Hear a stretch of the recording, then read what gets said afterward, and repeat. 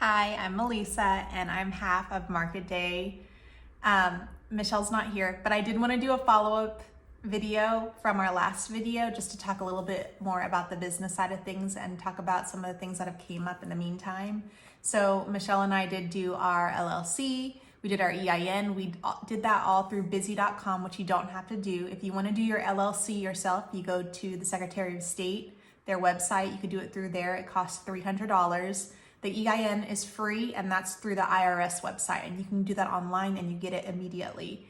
Aside from that, we also got our sales tax permit, which you get through the Texas Comptroller website, which you do online and you get immediately.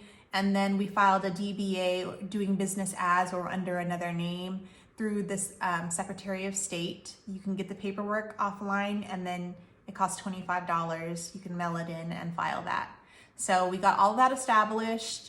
But then something came up called a BOI, and I had never heard of that before. And again, when you deal with some of these third-party companies, they will try to upsell you on things, which is their job. But I was driving home and I got a call from a third-party company trying to get me to pay for them to file our BOI for us. So at the time, I had never heard of it. Of course, I was like, I'm not in a position to sit here and pay for this right now. I'm in the car. I want to look it up myself and see if it's even something that is even necessary, because I've never heard of it. But if you Google BOI State of Texas, it'll bring you to the website where you can find all the information. It is legit, but you can do it easily yourself on the website. You apply as a user, and then you'll go in, and in my own words, what it is you're reporting who is going to financially benefit from the company. Long story short. So I put in my information, I put in Michelle's information, and I uploaded a copy of our ID cards to prove our identity. And then I was done. It took probably like 10-15 minutes. The company was trying to get me to pay them $300 to do it. They were saying that I had 90 days to do it from when we became an LLC, and that if you don't do it, you can get charged up to $500 per day for not reporting. So definitely get it done. That is true. The 90 days is true. I don't know how much the penalty is, but the 90 days is true from when you become an official entity.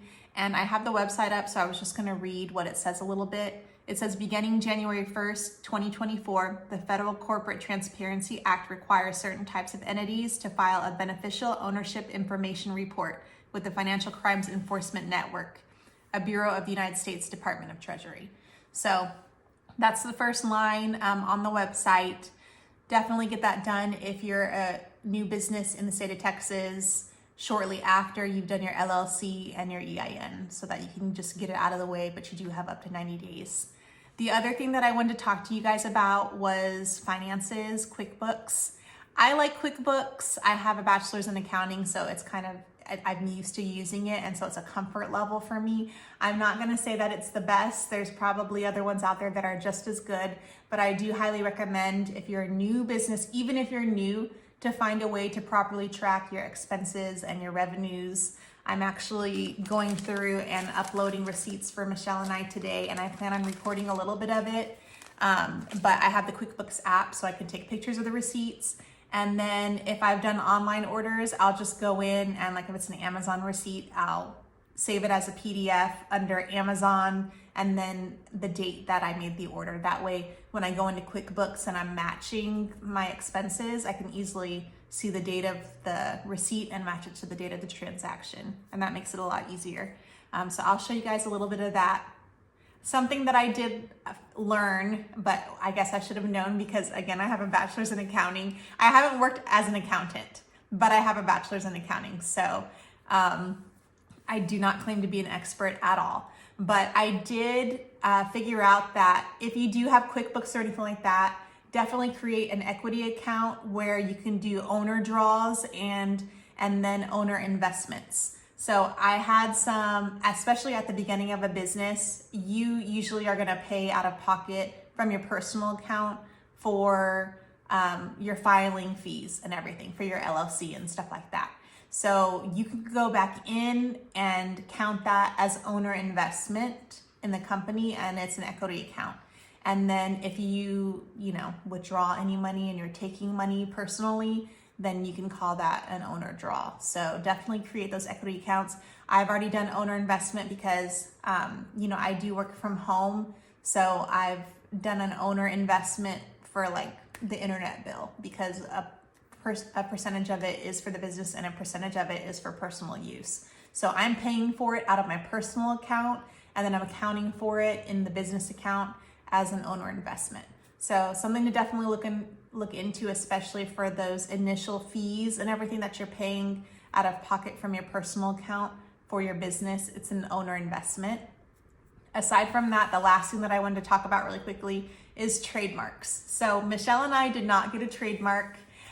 I don't really know what the benefits of having it are, and I've heard that they can be pricey. So if you know any good videos on trademarks, please let me know. I have a friend who just started her own LLC and was asking me questions about getting a trademark for your LLC, and we didn't get one, so I didn't know what to tell her. So definitely help us out. And if you have any good videos or resources, share them with us. We'd appreciate it. Aside from that, I'll post the video of the receipts and everything a little bit later. And then Michelle and I have a pop-up shop tomorrow, so I'm hoping to also record us actually setting up a vendor booth and getting that out to you guys too, because I know I've done our mock booth, but this is an actual vendor booth. So thank you guys for watching. Please follow, and then as always, leave a comment if you have any suggestions or any helpful tips as well. Thank you. Bye.